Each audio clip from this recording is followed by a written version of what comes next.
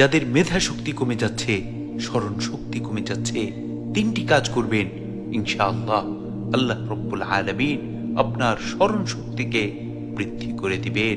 সেই তিনটি কাজের মধ্যে নম্বর 1 হচ্ছে বেশি বেশি মিসওয়াক করবেন।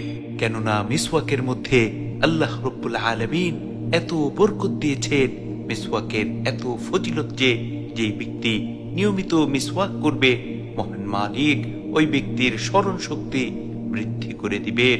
এছাড়াও মিসওয়াক করা রাসূল আকরাম সাল্লাল্লাহু আলাইহি ওয়াসাল্লামের সুন্নাহর মধ্যে বড় একটি সুন্নাহ, যে সুন্নাহর এত ফজিলত যে আল্লাহ রাসূল সাল্লাল্লাহু আলাইহি ওয়াসাল্লাম ইরশাদ করেন, যদি মিসওয়াক করা আমার উম্মতের উপর কষ্টকর না হতো তাহলে মিসওয়াক করাকে আল্লাহ তাবারক ওয়া তাআলা ফরজ করে দিতেন। মিসওয়াক করার এত ফজিলত, সুবহানাল্লাহ সুবহানাল্লাহি ওয়া বিহামদিহি সুবহানাল্লাহিল আযীম।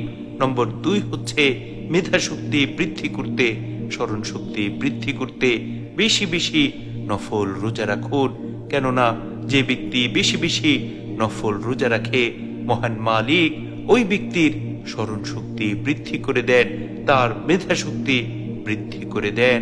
সুবহানাল্লাহ সুবহানাল্লাহি ওয়া বিহামদিহি সুবহানাল্লাহিল আযীম।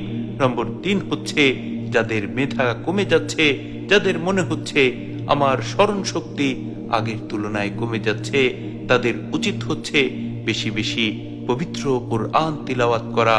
কেননা যে ব্যক্তি বেশি বেশি পবিত্র কুরআন তিলাওয়াত করবে, আল্লাহ রব্বুল আলামিন ওই ব্যক্তির স্মরণ শক্তি বৃদ্ধি করে দিবেন, তার মেধা শক্তি বৃদ্ধি করে দিবেন। সুবহানাল্লাহ সুবহানাল্লাহি ওয়া বিহামদিহি সুবহানাল্লাহিল আযীম।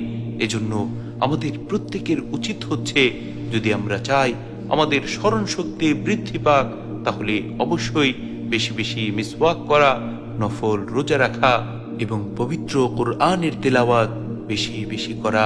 আল্লাহ রব্বুল আলামিন আমাদের প্রত্যেককে সেই তৌফিক দান করুন। আমিন।